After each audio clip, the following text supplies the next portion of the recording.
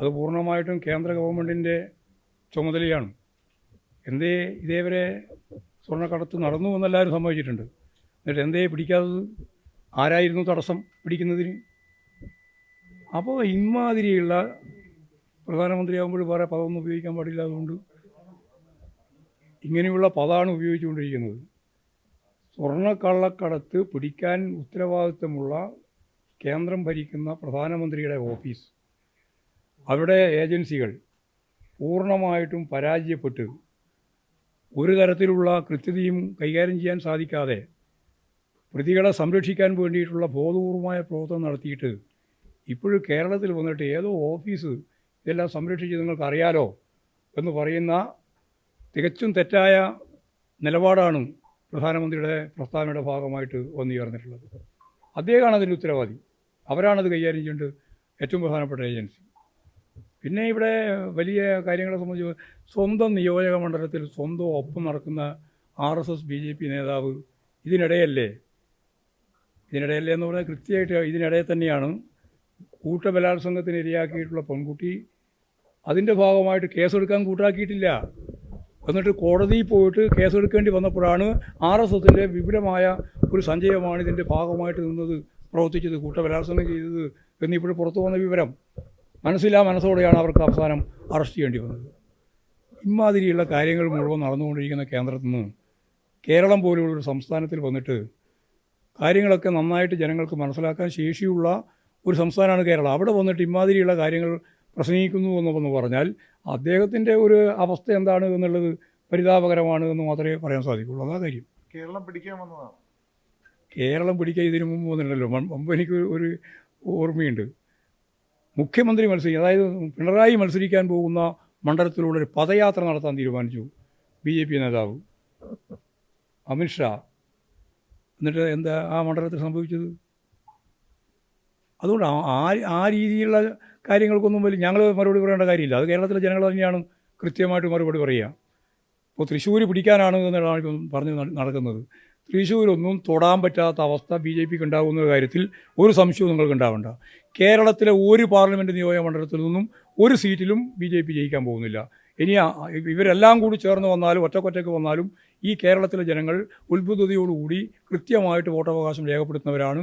അത് ഇതേവരെ ചെയ്തിട്ടുണ്ട്, ഇനിയും അതേപോലെ തന്നെ ചെയ്യുമെന്നുള്ള കാര്യത്തിൽ എനിക്ക് യാതൊരു സംശയമില്ല. പിടിക്കേണ്ട കേന്ദ്ര ഏജൻസികൾ ഒന്നും ചെയ്തില്ല. അപ്പോൾ പ്രതിപക്ഷം ആരോപിക്കുന്നത് ഇതൊരു CPM BJP അന്തർധാര ഉള്ളത് കൊണ്ടാണ് ഇത് ഈ റെയ്ഡോ. എങ്കിൽ ഞാനിങ്ങനെ പറയില്ലല്ലോ. അതിനെ മറുപടി ഞാനിങ്ങനെ പറയില്ലല്ലോ. പ്രധാനമന്ത്രിയുടെ ഭാഗമായിട്ട് നിൽക്കുന്ന ഡിപ്പാർട്ട്മെൻറ്റുകളും കൈകാര്യം ചെയ്യേണ്ടതിന് പകരം അത് വേറെ ആരെയോ തലയെ കെട്ടി വെക്കാനാണല്ലോ ഉദ്ദേശിച്ചുകൊണ്ടിരിക്കുന്നത്. അതിൻ്റെ തന്നെ ഭാഗമായിട്ടാണല്ലോ UDFകാരും പറഞ്ഞുകൊണ്ടിരിക്കുന്നത്. അതിലൊന്നും യാതൊരു അർത്ഥമില്ലാതെ ജൽപ്പനം എന്ന് മാത്രമേ പറയാൻ പറ്റൂ. BJPയുടെ സംസ്ഥാന അധ്യക്ഷൻ പ്രധാനമന്ത്രിയുടെ സാന്നിധ്യത്തിൽ തന്നെ നാഷണൽ ക്രൈം റിപ്പോർട്ട് ബ്യൂറോയുടെ ചില കണക്കുകൾ എന്ന് പറഞ്ഞുകൊണ്ട് ഇന്നലെ പ്രസംഗിച്ചു.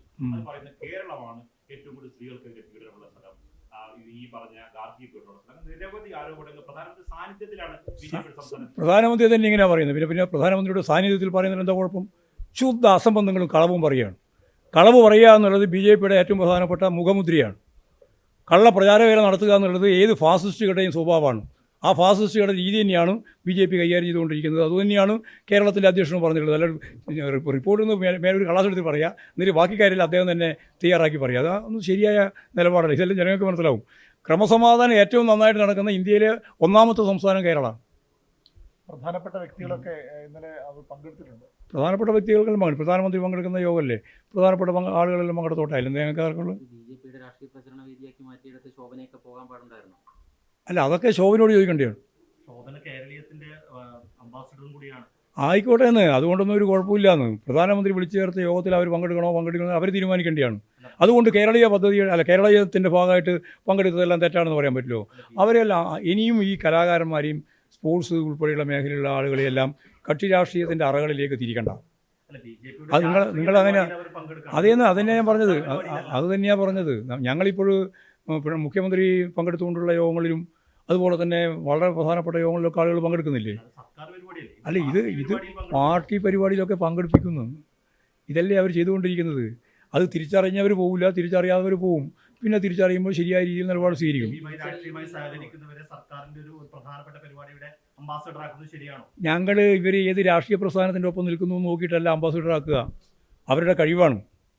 ശോഭനയെ പോലെയുള്ള ഒരു നർത്തകി, സിനിമാ സംവിധാനത്തിന് സിനിമാ മേഖലയിലെ ഏറ്റവും പ്രഗത്ഭയായിട്ടുള്ള ഒരു സ്ത്രീ, അവരെയൊന്നും BJPൻ്റെ അറയിലാക്കാനൊന്നും ഞങ്ങൾ ഉദ്ദേശിക്കുന്നില്ല. അവരെവിടെ ഏത് രാഷ്ട്രീയത്തിൻ്റെ ഭാഗമായാലും അവരെല്ലാം ഈ കേരളത്തിൻ്റെ പൊതു സ്വത്താണ്. സുരേഷ് ഗോപി ഉൾപ്പെടെ തന്നെയാണ്. അന്ന് ഞങ്ങൾക്കാർക്ക് തർക്കമുള്ളത്. അദ്ദേഹം പിന്നെ ഇതിലേക്ക് ചാടിപ്പോയി എന്തൊക്കെയോ ചെയ്തുകൊണ്ടിരിക്കുന്നു എന്നുള്ളത് മാത്രമേ ഉള്ളൂ. അല്ലെങ്കിൽ അയാളെയും ബഹുമാനിക്കേണ്ടത് തന്നെയാണ്. പക്ഷേ അയാളെ ഇന്നത്തെ പെരുമാറ്റവും രീതിയും രൂപവും ഒന്നും ബഹുമാനിക്കാൻ പറ്റുന്ന രീതിയിലല്ലായിപ്പോയി എന്നുള്ളത് മാത്രമേ ഉള്ളൂ. അതുകൊണ്ടാണല്ലോ അംബാസഡർ ഒന്നും ആവാത്തത്. UDFന്റെ സമരനായിക മറിയക്കുട്ടിയും അവിടെ പങ്കെടുത്തിട്ടുണ്ട്. UDFന്റെ സമരനായിക പങ്കെടുത്തിട്ടുണ്ട്. ഇനി സമരനായകന്മാരാരൊക്കെ പങ്കെടുത്തിട്ടുണ്ട് നോക്കിയാൽ മതി.